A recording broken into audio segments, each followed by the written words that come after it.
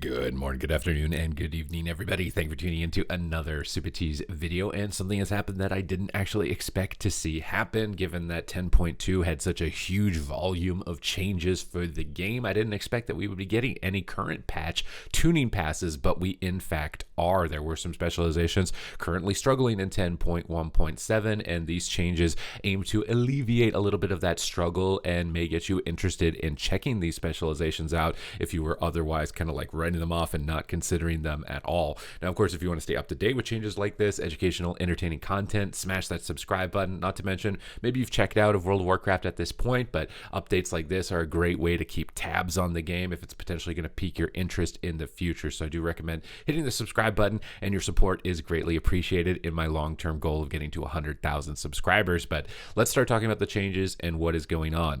For Evoker, disintegrate damage is going to be increased by 13%, up from 20. Devastation's killing power outside of cooldowns is lower than we would like, so we're increasing Disintegrate's damage further to help Devastation in PvP. In future patches, we would like to further expand on this effort and move out of Dragon Rage and into other areas. I really like this type of discussion. We just had the introduction of rated solo queue battlegrounds. I tried them yesterday with the Play with the Blues, and honestly, they were pretty good. There were some battlegrounds that just felt a little slow and maybe weren't as interesting, particularly, and oddly enough, it was actually Battle of Gilneas with 3 bases and 8 players. It felt like there wasn't really a lot going on, but maps like Arathi Basin and Deepwind Gorge were actually really fun and kind of chaotic and hectic with the way that the flags were swapping around. And I played some Unholy Death Knight, which had its cooldowns redirected into some of its sustained damage, and it felt a lot better in terms of just feeling powerful overall in the gameplay. So as long as that direction keeps moving forward like this for other specializations as well, I think that the game is moving closer and closer to possibly one of its best iterations. So I do like this. Not the biggest change overall, still doesn't really affect your survivability, especially particularly against things like rogues. But I do like the change in direction in terms of its damage profile.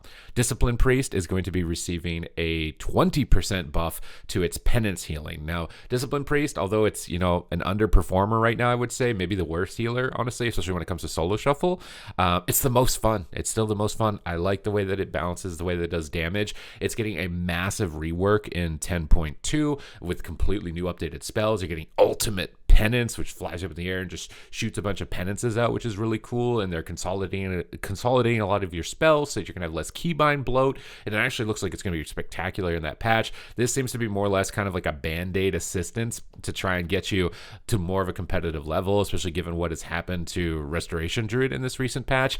I don't know if this is going to be the saving grace for it.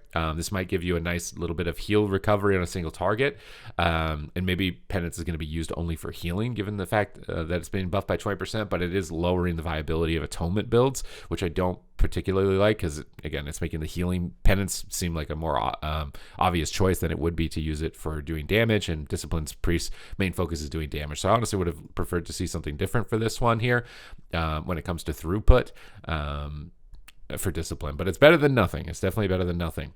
For Elemental Shaman, we're looking at Volcanic Surge. Volcanic Surge now increases the damage of Lava Burst by 45%, down from 55%, and Lightning Bolt and Chain Lightning by 50%, up from 35%. So buffing Lightning Bolt, buffing Chain Lightning, and nerfing Lava Burst. Obviously, there is a big influx of Elemental Shamans, especially when it comes to solo shuffle, and they're doing a spectacular amount of damage. But it's odd to see them nerf Ellie, because I think Ellie overall was not like, one of the most powerhouse specs that's like running the show at the moment. So it's a little bit odd to see them get nerfed at all. In this regard, I think there's other specializations that probably could have gotten nerfed instead of this. I'm thinking things like Fistweaver that are creating a lot of frustrations and waves in PvP at the moment. So that would be like my number one recommended healer if you're looking for something for the end of season push, would be a Fistweaver mug, because it is just doing a monstrous amount of damage. You pair up with like a Ret Paladin or an Arms Warrior, and you're running almost a bulletproof composition that's going to bring some pretty easy success. So a bit strange to see this. I think the understanding for this is that they want more casted spells to feel impactful. So hopefully this can hit the mark for it without making Elemental Shaman feel noticeably weaker, given that it's 10% off of their Lava Burst, which is a significant portion of their damage, for spells that, especially in solo shuffle when you got melee lobbies, you're probably never pressing, and you're probably not going to get any chances really to press. So we'll have to wait and see. Obviously, the Stormkeeper proc lightning bolts will feel a little bit better with this. Restoration Shamans, you guys are probably getting the best buffs of all of the buffs for the class on this round of changes.